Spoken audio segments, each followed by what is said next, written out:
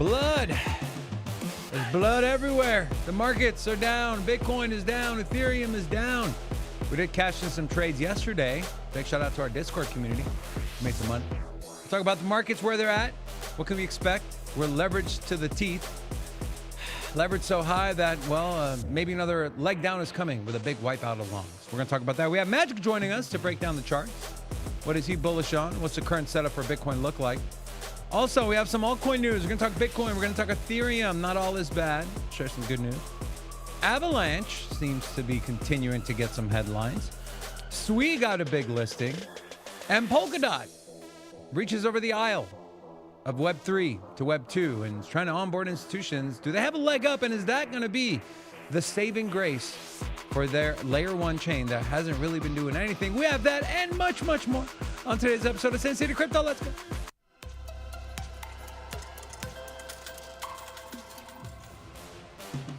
Hola! Is your favorite host, Big Rob, back in the house. Welcome to Sin City Crypto, home of the entertainment-focused cryptocurrency content, where we take old, boring, stale information. We repackage that whole thing up in a fun and sexy way. You know, I will say that I went through the gauntlet last night, and I was watching all the other channels in crypto, and they all suck. I'm just saying. Just throwing it out there, man. They're all boring. They're all snooze fests, man. They just bring the headlines up. They just read them. And then they tell you how great Bitcoin is. Yeah, we bring you the headlines, we read it, and then we talk about something that has nothing to do with the headline. Yeah, but that's the juicy part. Is that you get the headline, and then you get some also like a little side piece story. Yeah. You know, it's a very unique position you get from us here. Wow. You get that, you know, like you can gamble anywhere in the world, right? You know, you can, you know, you might not find a slot machine, but you can gamble anywhere in the world. You know? Put some money down on something, try to get a return. But here in Vegas, when you gamble, you get a free drinks, you get a lot of lights, you get some hookers coming up to you, trying to talk to you like they're just normal people at the casino. And you know what? A lot of environment here in Vegas is designed to take the old, boring, and stale and repackage it up in a fun and sexy way. Yes. Speaking of casinos and free stuff, you guys know our biggest channel sponsor, Stake.us. They're going to give you free stuff. What are they going to give you free? They're going to give you free stake cash every day you log in, along with, obviously, being the largest social casino in the entire world. And so if you don't have an account yet, click the link in the description, sign up, have some fun. You'll get some free gold coins. You'll get some free stake cash. It's all good, babe. It's all good. Big thank you to Stake for being a channel sponsor. Now, I want to open up the show with your thoughts on the market. $103,000 Bitcoin, man. 113 or 113. 113.5, and we don't have to pull up the laptop, but I'll just go through it real quick. 113.5 for Bitcoin, 41.76 for ETH. We did hit a ETH short and an ETH long. We are currently in a Cardano long. As Cardano tapped the gold pocket. I'll go over those charts here in a second. But Rob, what are your thoughts? Do you think this trend is going to continue with the markets bleeding? You think we're in for another few weeks of kind of consolidation, maybe making lower highs, lower lows, trending down, market gets lulled to sleep, and then all of a sudden it's like a B12 shot in the ass? I would be very cautious on putting in long positions right now. Nah. I do think that we're going to hold strong in our bull market. I think that the top is not in, but it's a pullback, and I don't see anything on the horizon here as far as narrative speaking that is going to push the markets to euphoria. And so do we bounce around between, you know, I guess, what was it, 106? Was that we were talking about that yesterday? The big number is 112. Yeah, I mean, the next stop is 112. I agree. But, you look at, we were at 106 for a long time. And just to put that in perspective, we were at 104, 106 from May to June. And then we broke above middle of June above the 110 mark. Yeah. And so, that's, it wouldn't even be it wouldn't even be a downtrend to go back here, right? You know, you still would stay in an uptrend on the year. I mean, even on the 6 months, you would still be in an uptrend if you held up above 105, 106. And so that's how I'm looking at it. I still feel very confident that all-time highs are in the near future. I just don't see the all-time highs at this current moment coming within the next, I would say, 3 weeks. And so we've lost a little steam in the market. And I don't know, I've been down this road enough times to understand that, like, hey, you know what? We made a push for new all-time highs. We made a push for price discovery. We did tap a new all-time high, but it wasn't with conviction. It wasn't a full-on price discovery. You know, everyone's tweeting and everyone's euphoric and, you know, clapping their hands. We didn't see that. What we saw was we got to 124 and we pulled back. And hey, you know what? We broke resistance, but we couldn't keep above it. And so I think we're going to trade. You know, while you're scared trading, we're over here making money, baby. Take a look at this. So this was a short hit on ETH. Is that a 68X? It is. The scalp, bro. How long did you have that open for? 15 minutes? Not very long. Got in at 42.90, exited 42.55. We made money the other way, too. And this one was a little less on the X's. But we talk about 30X on this one. 55% entered at 42.09. 42.87 was where we exited. And I'll just guys show you. Those of you that are not in our Discord, make sure to join our Discord. And then make sure to get the VVIP trading access. But these are the ones that we put in here. Quick scalp on ETH. Looks like it's bottomed out. We did have a limit order on Ethereum at 4170 in, and that filled. And then I kind of just go over my trades, what I'm doing. And so, yeah. So those of you that are not in our Discord yet, there's a link in the description. Come join us. But, yeah. And then the other trade that we put in was this ADA long. So this long was the reason we got in was, you know, we drew the Fibonacci from this move down around 76 cents to the move up to $1.02. And we caught it on that wick, tapping that gold pocket there between the 6.5 and the 6.18 Fibonacci retracement levels. And so far it's holding up well. It could go completely against us. That's why we have tight stop losses and take profit levels already predetermined. And so we're looking to cash in this trade. I will be looking to exit this thing before it hits 90. I'm going to do it before it hits 92.28 cents. Should be a decent scalp on a 16X long on ADA. But the market-wise, let's take a peek here, and we'll have Magic break down the charts in a little more detail here in a second when he joins us.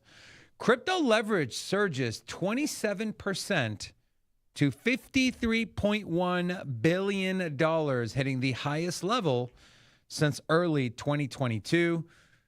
Rob, we know what leverage has done. We know what leverage can do. We know what leverage will do to the markets. You think this was a much-needed washout? I don't know about much needed. It's just part of the game, right? You can't increase market cap, have volatility, and not expect people to play dangerous games. Like what? Like 60X? Short? 68X. You know, it's in our blood. Not yours, mine. I know. You're over here telling me not to long things. I'm long. I would not long. I'm long and I'm strong. No, when I say long, I don't mean like you see an entry position on the short term. You know, there's, you know, if Bitcoin all of a sudden by the end of the show hit 110, I'd be like, hey, put in a long position. Because it dropped dramatically. It was an abrupt move. Is it going to bounce off of 110? I would say yes. Now, not to say that that's, you know, a certainty, but from a probability standpoint, from being around this damn market for too damn long, you feel confident putting it along there. But right now, I would not be putting in long positions expecting Bitcoin to go back to 120 within the next week. Anything can change, but at the moment, I just don't feel confident with it, man. I think in the next 30 days, keep an eye out for those short positions. Speaking of that, I'm actually going to put in I'm going to put in a limit long at 112 for BTC. Okay. So a lot of talk about the cycle. Is it over? What's going on? Why? Well, there's some indicators. Here's one. Bitcoin cycle extreme oscillators aren't overheated like past cycle peaks. Either this time is different or the top isn't in.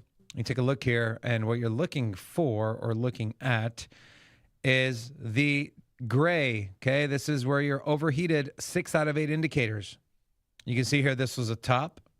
This was a top.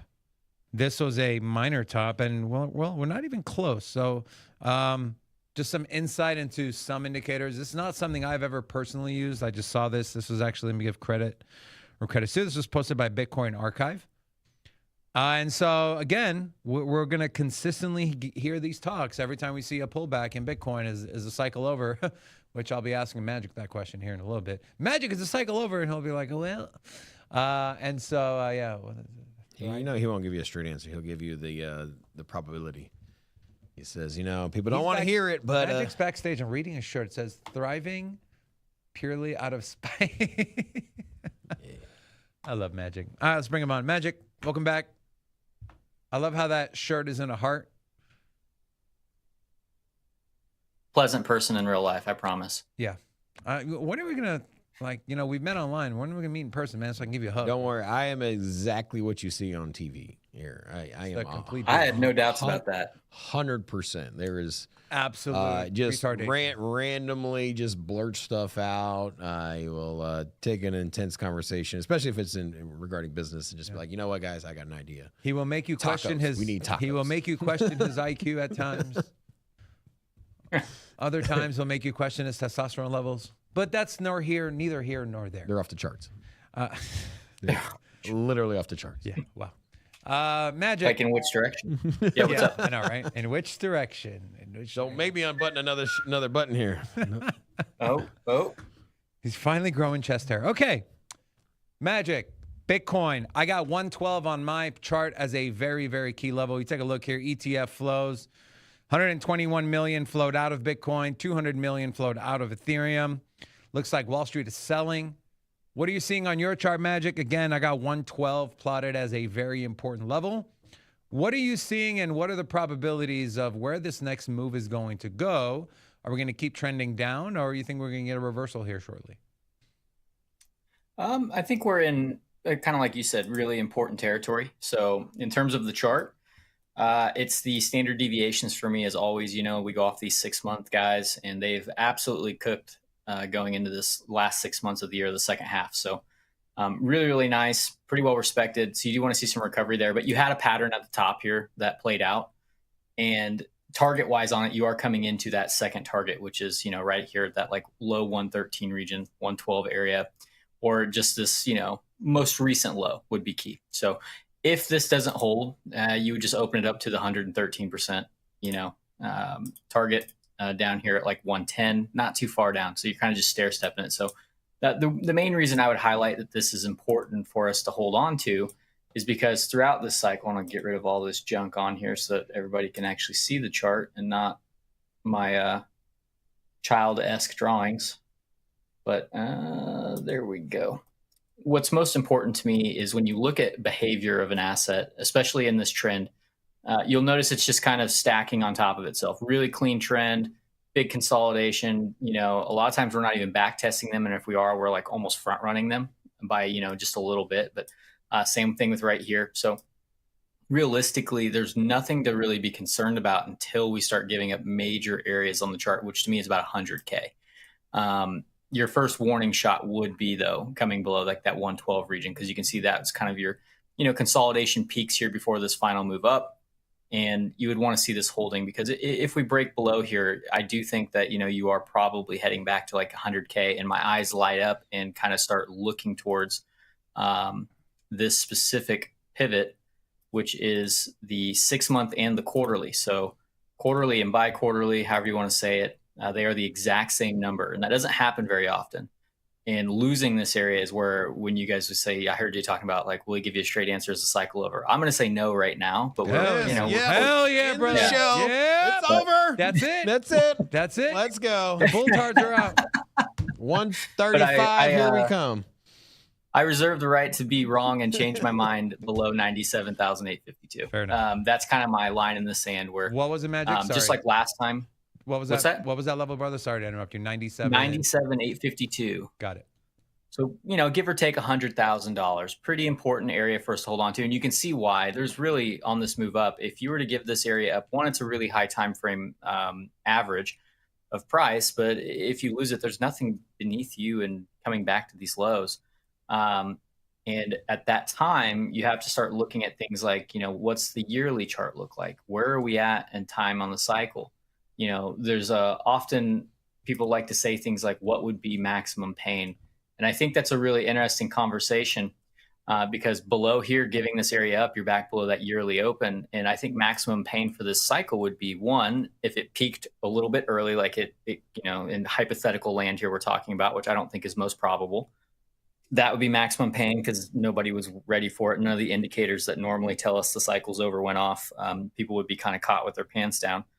And then the other maximum pain is this just goes sideways and we don't get a traditional length cycle and it peaks later in 2026. That would be the other one because everyone would be ready to write the cycle off. I think if this thing just went sideways and like down for a month or two, and didn't really break any structure, but just kind of ranged here and chopped, people would, people flip flop pretty quick. So I think that would be maximum pain scenario number 2. But we'll see what we get. We don't really have a crystal ball. We just kind of try to prepare for it. Magic. Forrest was on our show Friday, and his thesis was he was about 30% that Bitcoin's top is in, and there's going to be a big altcoin run coming. What are your thoughts on that? I've seen a lot about it. Some of the altcoin charts, they look good. Some of them look really bad. Like I was just looking at Near for some friends. Dude, I was just looking at Near. Look at this. I was looking at Near. Here, will you pull mine up, Gina? I was looking at this M pattern, bro, and this thing, I mean, yeah. If 231 doesn't hold, it's fucked. Yeah, I mean, I kind of have a similar level. I think mine's 214 or so. Yeah. But to your point, to me, this has just been a giant consolidation. I think I was out on the monthly chart for this one. When you look at it, it's just a big wedge pattern, and so you are coming to a point of something's got to give. Now, it is trying to put in a low here. Like you can see that with the way these monthly candles are shaping up.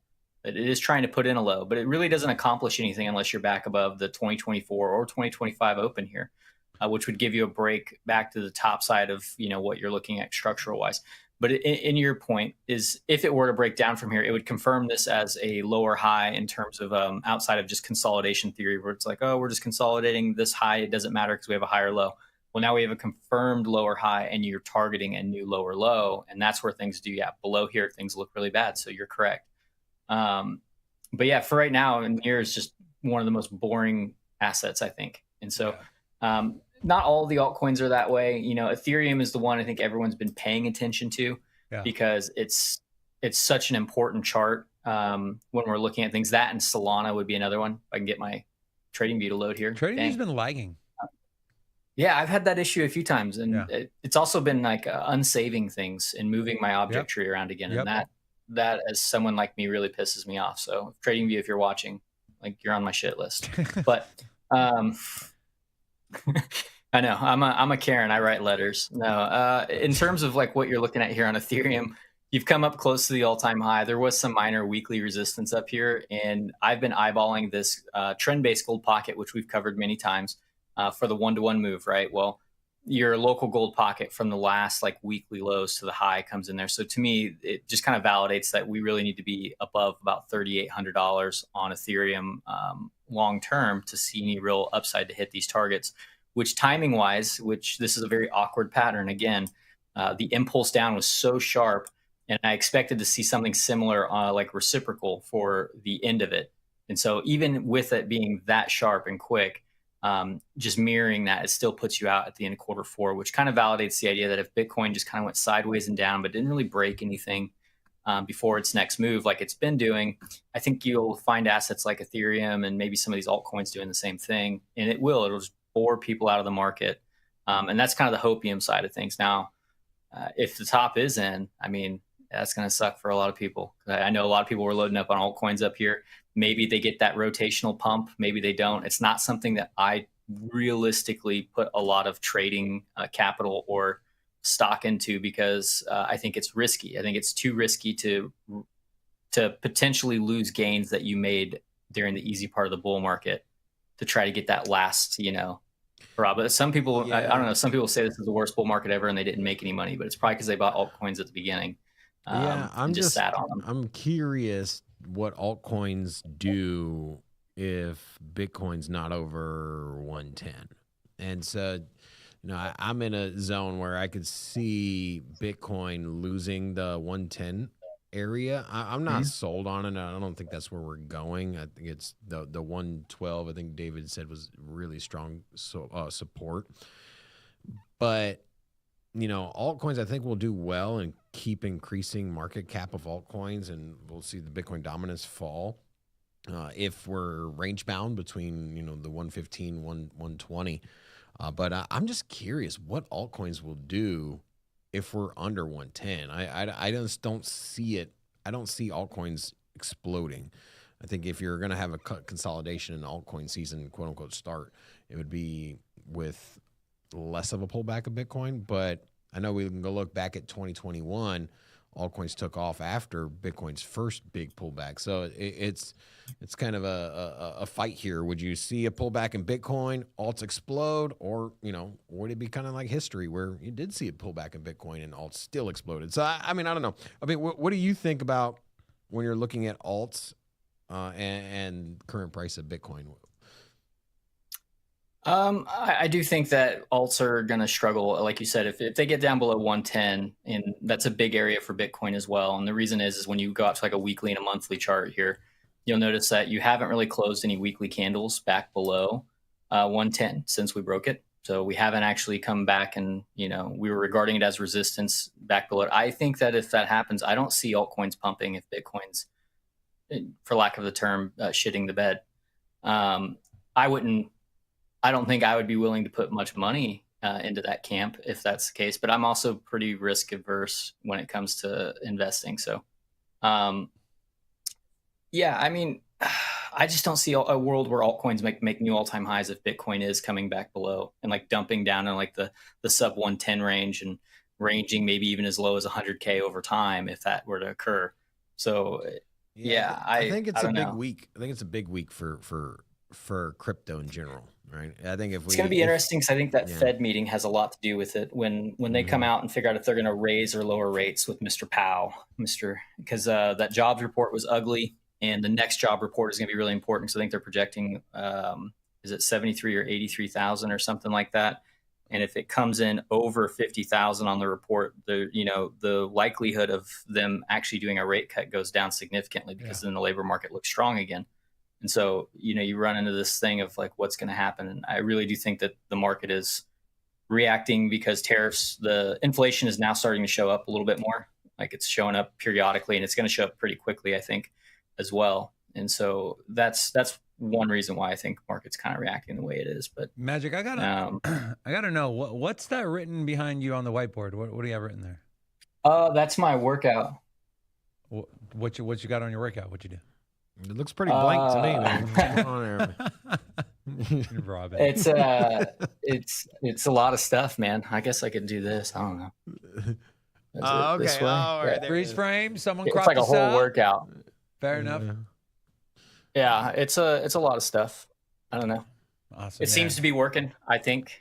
So by the way, the gym is where you go and lift weights, right? Where are you going? I haven't been in the gym. I haven't worked out in a while. That's what I'm trying to get out. Making fun of myself. My gym is in my office. Behind my desk, I actually have like a full squat rack and bench press and everything's in here. So, I got a mini gym in my house. I just get lazy.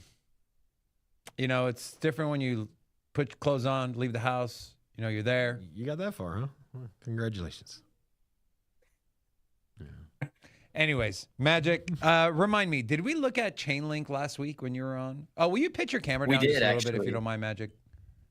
Yeah. There we go. You just want to see the shirt. Perfect. Exactly. Did we look at Chainlink last time you were on the show? I think we remember. did briefly. Okay. Yeah, hang on. I think so. If we did, we looked at that, and then if yeah. we did, can we look at Hedera? Sure. HBAR. I was just looking at Hedera. Were you okay? Well, what are you seeing on the HBAR chart? Yeah, let me get over to it. Oh, that's the DXY. Never mind. We'll go back to near. And HBAR was in here because I just sent an update yesterday about it because we had talked about this guy not too long ago. When it was coming into resistance, we had mentioned that we were looking for these little dotted lines here, which are just SFP levels and like highs from, I believe, a monthly perspective. Yeah, there's your monthly SFP here. And then you had at the time, this was the previous month high, which I think if we went out to a quarterly chart, we may even be, no, we're not there. Okay, well, either way. At this point, I was looking for this local gold pocket, need to get a log, and we were looking to kind of wedge ourselves between this monthly high and this monthly SFP level. Looking at it for a rotation, and I don't remember exactly where we were, but we were somewhere in this region. So yeah, I mean, it's still the same. I'm really not interested in buying this again. Generally, I would say, you know, I only want to trade the boxes, right? You guys know how I am. Like I put these boxes on there. This is the range high, range low. I would like to only trade here. If altcoins are bullish, you want to see that higher low.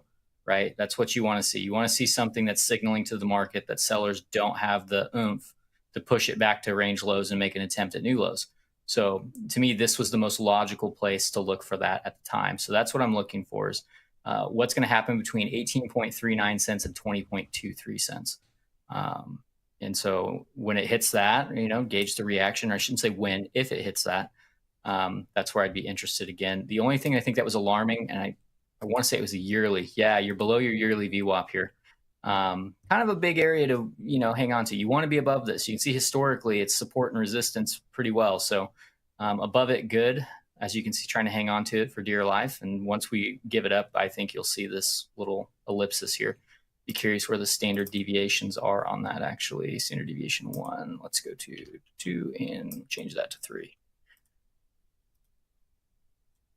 Yeah, look at that. There's your standard deviation 1 below the yearly VWAP and the above hit. So yeah, this is a very logical landing zone. If support is lost here around 23 cents, you'll probably see that extra 3 to 5 cent dip. So if we not the end of the world. If we do get down to that level, you expect those levels to hold for the time being? Yeah, I think that's your most relevant and important support because again, it front runs this major support here that we were kind of talking about, saying, you know, that was derived from all the way back over here, you know, so above here, which you can see as well, even after, you know, you made bear market bottom, it was your resistance turned into support. So you really don't want to wear out your welcome there, because if you do, let's say this doesn't hold and you come all the way back down.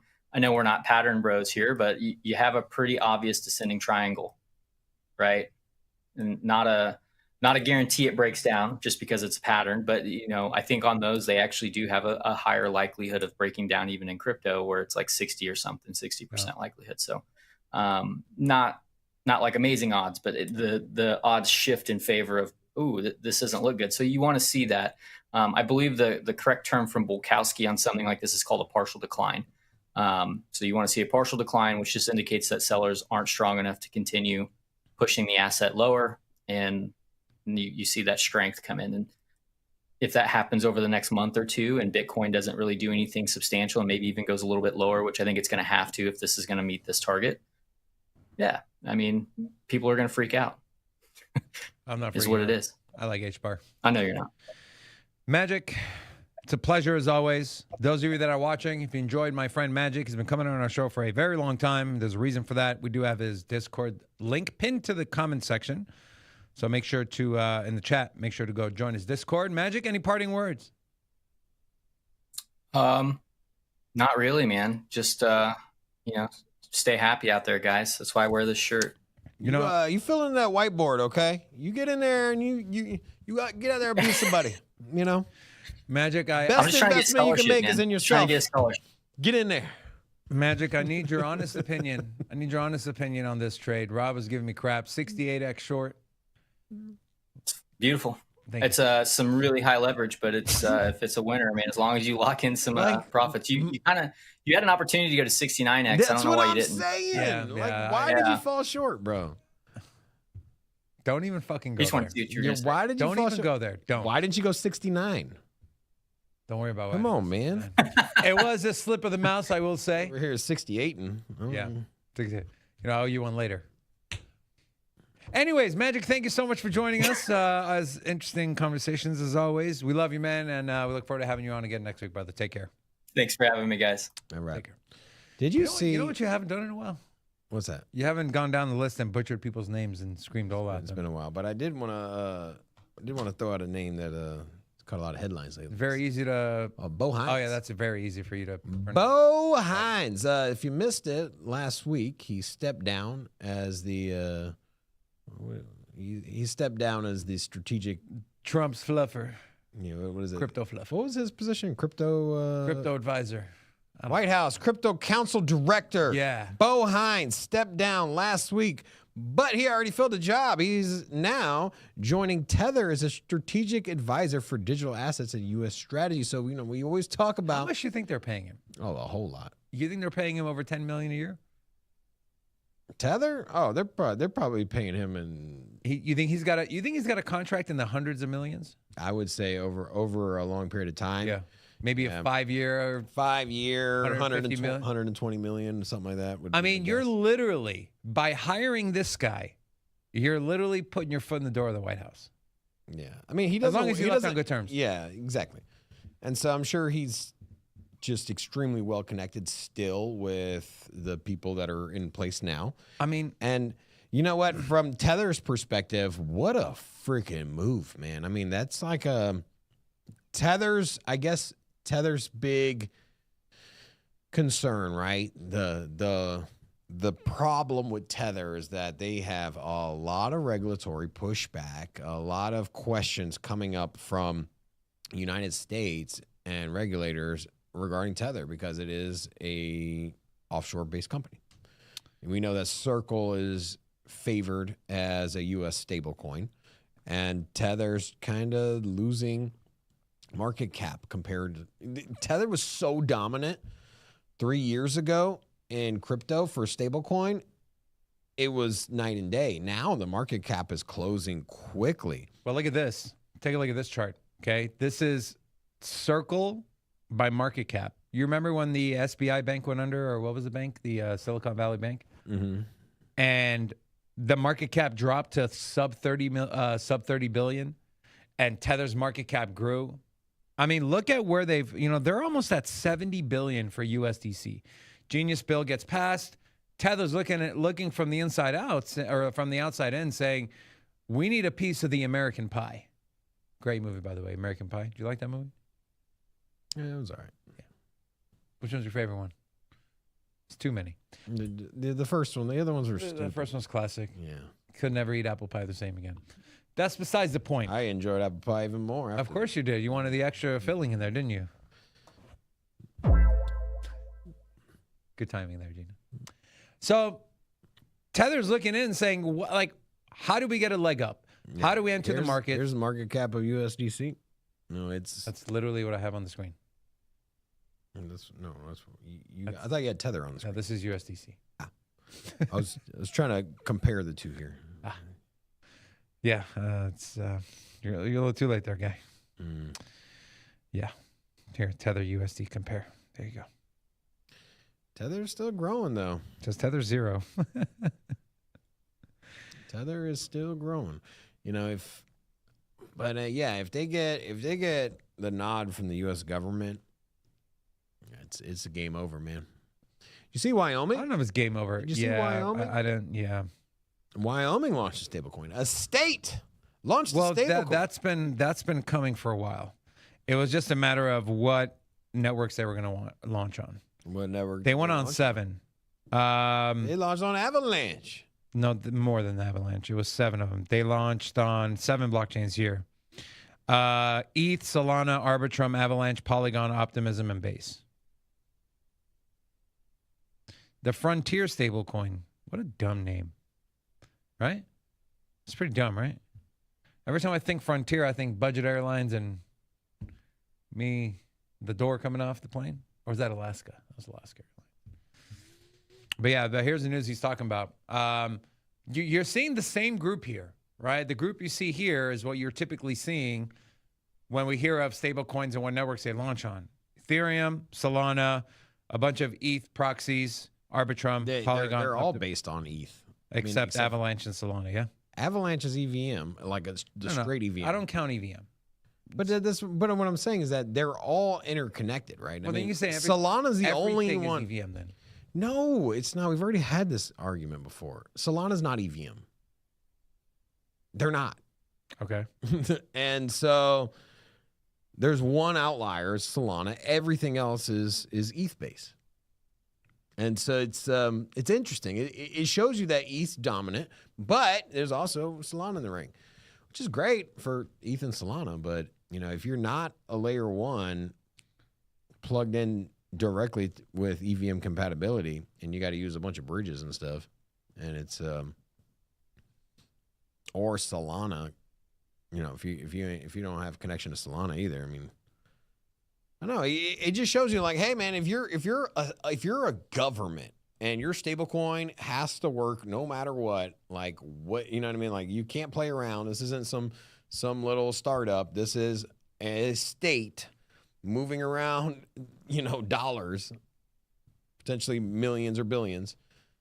Like they're going with ETH ecosystem, ETH and Solana.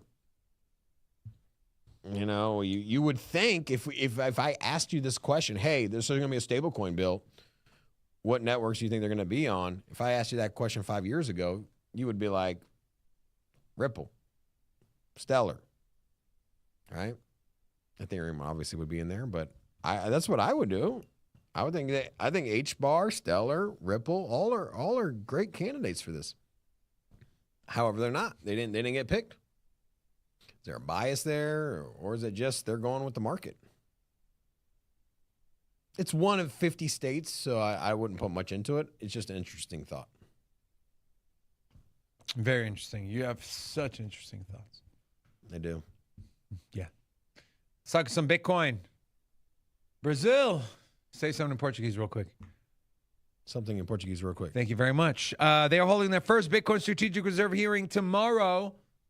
Now, this is a hearing. Doesn't mean they're buying, but they're hearing. They're talking. And, well, Brazil is the #1 economy in South America. Where do they rank globally? Do you know? They're in top 10. No, they're in top 10. I would say they're right outside the top 5. Let me check. Go ahead and check, guys. GDP of Brazil. Let's see what it pops. Ranking. Make sure to put ranking in there. They're 9th. 9. So just inside the top 10. Well, what could come out of this? Who knows? Who knows? We have this. Air Canada, their pension fund reveals $161 million in Bitcoin allocation. This is Canada's first large pension fund with a Bitcoin allocation. Have you ever flown Air Canada? No. Will you now fly Air Canada? Bitcoin fixed it. Then you can listen. Hear me out. Care about you can go on Air Canada and then you can say Bitcoin fixed this. Like, for me, it just doesn't do it. Spending your Bitcoin, like it's what do you mean gimmicky. spending your Bitcoin? Retailer accepting Bitcoin, it doesn't move the needle. They're not accepting Bitcoin. I thought it was. Oh, they bought Bitcoin. Never Yes. mind. My bad. I read that wrong. Okay, cool. Good for you. I thought they were taking Bitcoin as for payment of their tickets. I'm like, I don't care about that. That's dumb. Yeah. That narrative is like you. I will never spend my Bitcoin on dumb shit like that. No, but you also see it on a lot of other blockchains too. I don't want to go throw some people's name out there, but the community will be like, do it. Oh my god. The singular Toys R Us in Northern California, the last one left is accepting blockchain, insert name here, crypto. Like, don't care. Nobody cares about that crap anymore. I think the only thing that makes sense for payments is stables. Yeah. I don't want to say the only thing, but for the most part. Like if you had gold, like if you were like the biggest gold believer on the planet, and some company, like let's just say McDonald's was like, hey, you can buy your Big Mac with gold now. I'd be like, let me ask you this question though, Rob. Let me ask you a question. So we know this capital gains tax, right? yeah. Okay. Let's say if you just hold your Bitcoin and sell it for dollars, you got to pay capital gains tax. If you spend your Bitcoin, you don't have to pay any tax. Then you're in a different. Well, at that point, what do you do? Conversation. Okay, well then let's have the conversation. At that point, are you more eager to spend because you're saving 30% on your gains? But here's the thing: you're still going to pay taxes. So in paying an 8% sales tax is better than paying. No, I agree. I agree. And so I would probably do that on large purchases if I'm able to. A car, a house. Yeah. If I can exit gains on a Bitcoin position, let's just say I bought Bitcoin at $1,000 and now I've 100x'd it, and I'm sitting on crazy amount of gains. If I can go buy a $5 million house and pay for it in Bitcoin and not have to pay any taxes on the gains that I made on that particular Bitcoin, I'm gonna do that all day. Amen. But that's not the environment. That's not where we live, and that's not the reality. And the reality of it is you're going to have to pay taxes on the money you make from investments. So there you go. But you're not going to have to pay taxes on overtime or tips. Okay, let's talk about, everyone's talking about the cycle's over. The cycle's over. Well, there's one company, one of the largest companies in the world, Google, has officially increased their stake in Bitcoin miner TeraWulf to 14%. Becoming their largest shareholder. Okay, this is Google. This is not some small BS company. Talking about the largest, 70-80% of searches run through Google? Pretty insane. All right, ETH-wise, Ethereum treasury firm BTCS announces a one-time ETH dividend and loyal payment totaling 40 cents per share in Ethereum to reward shareholders and deter short sellers. So a little more insight here. Now, this is what I envision with the staking, right?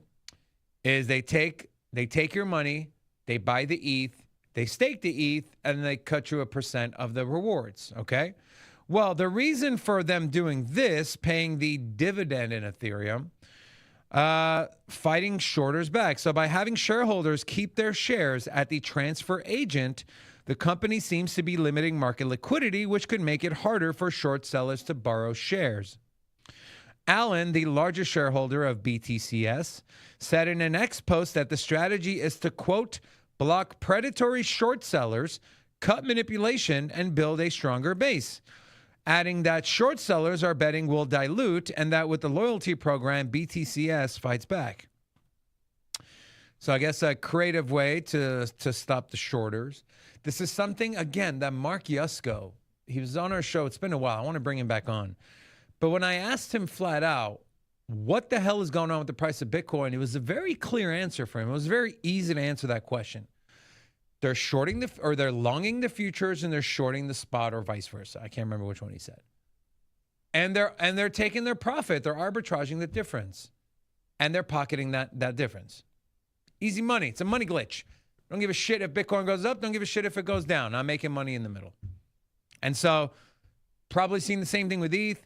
Looks like this company is trying to stop. What you're seeing is in the cycle. Let me break down how Bitcoin's cycle works. And markets work this way as well. Oh, you're paying attention, huh? All right. So the crypto cycle starts. And also the same happens in traditional markets. Who puts their position in first? It's institutions, venture capital, whales, big money. They put their money in first. They put their position in. Then you start to rally. You start to get more institution. Now it's at a slower level. Institutions dies down. It gets replaced by retail. Mm-hmm. Retail gets euphoric. Retail starts to come in. They become exit liquidity. And then they pump up the markets. And yes, to your tune, they become exit liquidity. Then retail rebalances. They take their profits off the table, and then the market comes to an end. We see that time and time again. It is not a myth, a theory. It is just the market cycle. And we've not seen retail come in. So what we are seeing is institutions coming in and putting their positions in. And so don't be the exit liquidity and come in late and buy so that way institutions can and venture capital can realize profits or take profits or rebalance or whatever fun words they want to call it. Because now institutions are coming in buying ETH. Institutions are coming in buying Bitcoin. Those are the headlines. That's why we're covering it all the damn time. I'm trying to explain to you, like, hey, the smart money, the ones that are going to end up being the biggest gainers at the end of this bull market, are buying now. And who's going to be the ultimate net loser is going to be the guy that joins in and starts watching YouTube videos, starts watching our channel a year and a half from now, and is all like, hey, man, what's the next meme coin? Market cap, Bitcoin's too expensive. I can't buy one Bitcoin. So what's that? Those are going to be the people that lose money. So here, now's your opportunity. The cycle's right. The cycle's prime. These little pullbacks is the best time to get. Bye. Guys, if you're watching, as the great Robert Downey Jr. said in the movie Tropic Thunder, never go full retail. Nice to be able to say that word again. No, we're so scared to say that word, 3 years ago, 2 years ago? Remember we had to stop a show because we thought we were going to get banned because you said the word gay? Yeah. You remember that? Yeah. That was pretty gay. It was. Let's talk some altcoins, guys. First, HNT, Helium Network Token. Yesterday was Helium's first 20K revenue day. Now, this was 2 days ago, not yesterday. All of this revenue directly burns the HNT token. Long-term revenue chart shows steady compounding growth. Rob, I know you were, I don't know if you still are, you were super bullish on Helium at one point. Let's take a peek at where it's at. It's a Solana base. I was never super bullish, but You were pretty bullish I on was it, bullish on it. Yeah. I'm not trying to make fun of you for being bullish on it. You know what project I'm pretty bullish on that's kind of outside the big anything that's pumped was THETA. I thought THETA was going to do. THETA's been trash. Near's been trash. That's one that I have. You were bullish on Near. I was bullish on THETA. Yeah. Sometimes you get them wrong. Yeah. It's never too late in the market for THETA to come back. But THETA definitely. But anyways, go on Helium. What do you got? Now, I was just going to, so as far as that, and then let's take a peek at a chart for HNT. Now, Helium had a massive run last cycle. Okay, people were buying their hardware off. It was off the charts. $11 is what was its cycle high. Excuse me, all-time high, which was back in February of 2020. Is this right? Oh, this is the new token. That's why. It's the new token. I think it got up to like 30 or 40 bucks. But this is after the migration. Okay, so this is the new token. So less data. This data goes back to September I don't like of these new tokens and migrations. I just don't, man. I don't either. I say just stick to your. Did you see the headlines? It was Ronin. Ronin chain went back to Ethereum. What? Yes. Look it up. Back to Ethereum. Ronin crypto. Yeah. Still says Ronin chain. No, but like it just announced it. They probably haven't done it originally. Here's an article. So, Axie Infinity creator Ronin Network coming back to ETH as a layer 2. So hey, you leave.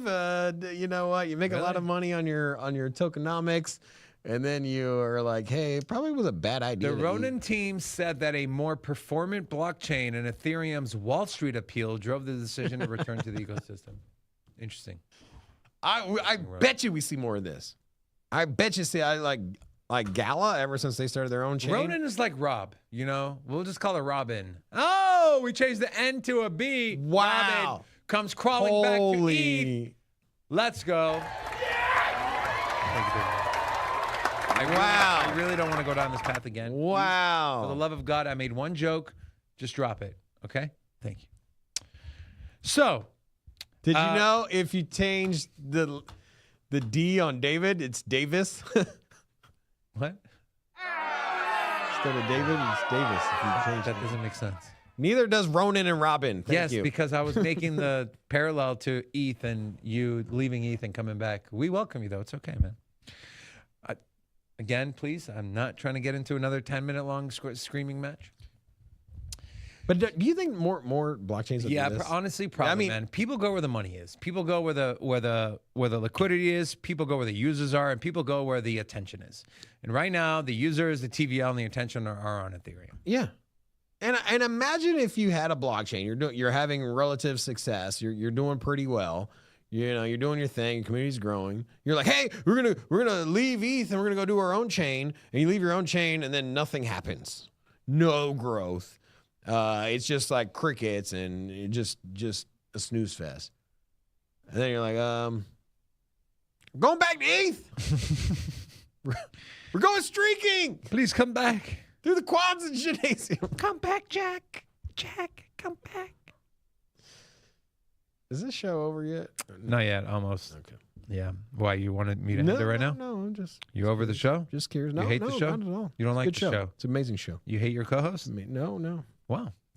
Fair enough. I haven't done ones and twos in a while. If you're enjoying this show, if this is your favorite crypto show you've ever watched, I'm not talking about this particular episode, but if you had to rank Sin City Crypto as the best channel, put a 1 in the chat. If there's another crypto channel out there that's better than us, and we're not the best, you're just watching us because the other one's not live streaming, put a 2 in the chat. I want to know where we land. Are we the best crypto channel? Are we not the best crypto channel? Wow. And everyone better vote. Everyone better put a 1 or a 2 in the chat. Wow. Let's talk about Avalanche. The hard truth is coming. Avalanche. Avalanche. Avalanche. I was watching something yesterday. It was hilarious. Was it an avalanche? No. So, Steve-O said 2. Sorry. Oh, I know what his favorite show is. I'm not going to put him on blast, though. Japan's yen-backed stablecoin gets the regulatory green light and is set to launch on Avalanche. JPYC today received approval as the first money transfer platform able to issue stablecoins backed one to one by the yen. You also have this. Anthony the Moochie Scaramucci. His Skybridge Capital is... You're going to have to stop playing with words, bro. Why? Because it's bad. It's bad. No, you're bad. There's a lot of 2s in here. Yeah. You know, it's a nice split, though. So, you know what? I will convert. We will convert all you 2s to 1s eventually. Megan said 3. What the fuck is 3? I don't know. Yeah. Cryptic Mushroom said, we're the only channel he gives money to. Thank you. Thank you for your money. We appreciate it and your support. Cryptic Mushroom's been around for a while. There's a lot of people in here that have been around for a while, and we love and appreciate all of you. Thank you so much. Crypto Steve-O, we don't love and appreciate you. We just like you because we're not your favorite show. Okay. Just kidding. Okay. Let's talk about the Mooch. He's going to tokenize $300 million on AVAX. Okay? $300 million on Avalanche. Now, Avalanche, Rob, from a price action standpoint, let's face it, it's been pretty dull. Can't break $25. It got up to like 27 back in July. But it's in essentially the same pattern that Near Protocol is in, which is a symmetrical triangle for the most part, right? It's, or at least the beginnings of a symmetrical triangle. You can't extend this thing all the way out here if you really want to draw a trend line, and well, this one goes nowhere. But we're coming to the end here, okay? And this 2270 level has to hold. You know, we look back at this trend line. This was a touch point back in the earlier July. We consolidated here, and then AVAX had a big run. Ran around 47%. Came back down off an M pattern, broke down. We caught support at this level again, and that rally to the top of the range was 24%. And it looks like we're coming into another M pattern, right? This is kind of like your M here. This looks like another M here. Are we going to see another rally, right? That rally was around 27%. Are we going to see something similar? I don't know. Something to keep your eye on. And so, Rob, are you still confident in Avalanche? And what's your kind of updated thesis? You know, there's a lot of new things, a lot of things that have happened since the last time I've asked you. I mean, the chain it's moving along in its narratives, its highlights, its roadmap, or whatever. The headlines are there. I still like it from a fundamentals perspective. And if you were to compare the two between Near and Avalanche, a lot of headlines with Avalanche, not so much with Near. And so from a sentiment standpoint, Near seems to be checking or Avalanche seems to be checking all the boxes, while others in the layer one game are kind of fading as far as relevancy. Now, we are at an inflection point. I agree. Like I've been very outspoken. I was very bullish on Avalanche, and I've been very bullish on projects that have not performed. Question is, are you still though? I'm at a point right now, man. It's Is it a good point or a bad no, point? I don't know. I'm gonna make a decision point. Is it a sharp point or is it a little dull? You have some time to stand. Your symmetrical triangle, your wedge there, that one, it's coming to a point. You know, at the end is a point, and it's gonna break to the upside or downside. And so, very interesting to see what. Yeah, I know. That's what I'm saying. You know, like it's coming to a point. Like if it breaks down, I'm gonna have to exit. Really? Yeah. Now, you do got ETF coming down the pipeline. There is a lot. I'm not selling yet. I can't ship it on AVAX yet, man. I can't. I shipped it on Near. But I'm not going to miss a whole bull market in a project. I'm just maybe too much money to be made. Okay. So so here's a scenario, right? You're in a project. You allocated a lot more than you maybe now looking back wanted to. So I wouldn't recommend, especially. I would. This is what I would. This is where I lie. This is how I operate. If it fails to break up and beyond, and altcoins start to run, and it is losing market cap, I'm just gonna move my Avalanche and sell and swap it over to Solana. I feel happy, and it might not be Solana, it might be something else, but I would feel a lot more confident riding out Solana and the rest of the bull market versus an Avalanche with a failure to take off. That's just how I look at it. Like, okay, so let's say I'm in a scenario where I have, because I'm only going to swap for a big layer one. Let's say my portfolio is worth $100,000, okay, and I have $10,000 in Avalanche, and I'm currently underwater. I bought it for 15. It's sitting at 10 grand. So I'm down 50%, or I'm down like 33%. So I'm down 5,000 on my position. When I decide that Avalanche is not going to be a top winner, I am not completely selling the $10,000 of Avalanche I have. I'm going to keep maybe 25%. I'll keep maybe 2,500 or 3 grand of it because I don't think it's a project that's going to die. I think you'll still get that surge, and maybe you can make the 5 grand back you lost, and maybe you can get a 3x out of it or a 2x out of it. But Avalanche, to me, if I was in that position, it's not a project that, even if it underperforms your expectations in the moment, I wouldn't just completely exit the position in total. Because when you look at what's happening with the chain, with the founders, with the dApps, it's happening. It's just not translating. Excuse me. It's just not translating to price action and price going up. And I mean that's how you operate. For me, I don't look at entry positions as a barometer for what I should do with my money. Right? It is still money. So if I bought at 15,000 and now it's 10,000, I don't look at my entry price. I just look at, hey, I got 10,000 locked up here. Performance hasn't been well historically, and so you know what? I got 10 grand now. I'll keep it in the same bucket. It's the same with finances, right? If I got $1,000 car payment and that's how much I've allotted for a car, but my car keeps breaking down, I'll go buy another car. I'll just be like, hey, you know what? I'm getting rid of this and I'll move $1,000 into a different car.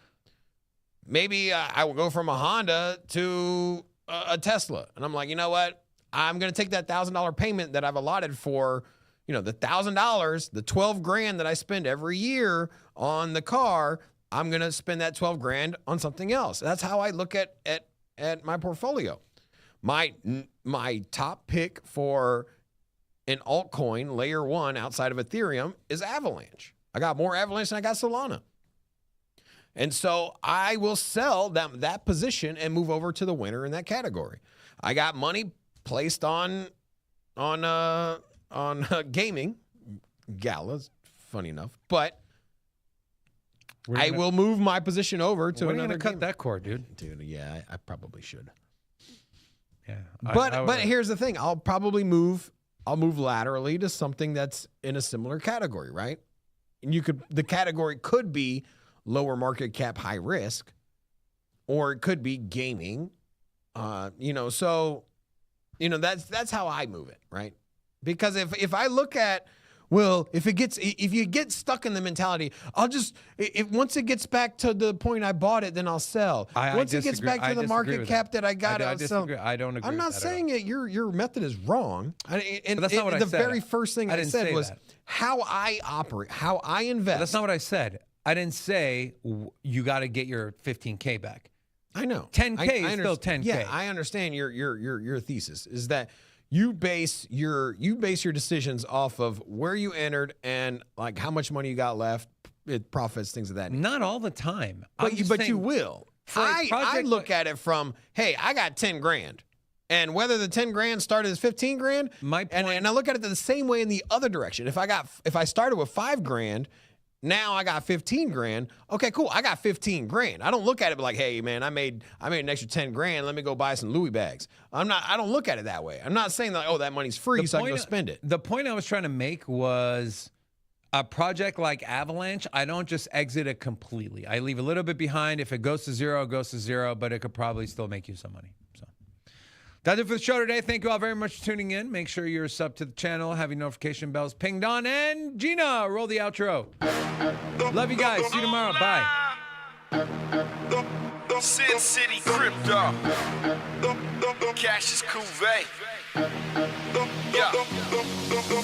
Sin City Crypto. Everybody know we here for entertainment and info. Gonna show you how to get that big dough. So every day stay tapped in for big facts, no capping. With Bitcoin, if you're in, then you win. We divide the pie with no fraction. It's Big Rob, David. I split the game, but they gave it. Name according to your favorite. I got dry powder, why save it? To the OGs, new beginners. Special shout out to the well members. Buy the dip, sell winners. Ain't really nothing you can tell sinners. Tune in for the latest new flavors. They gonna teach us mean coins. They polarizing like barbecue chicken pizzas. I laugh with a major grin. Laggers, we trade them in. Baddies, they came to sin. And sinners gon' play to win. Screaming hola till my bags are flowing over. Hold ya to the moon and to the solar. Won't I? Don't be letting FOMO control ya. It's over when the finger tornado close ya.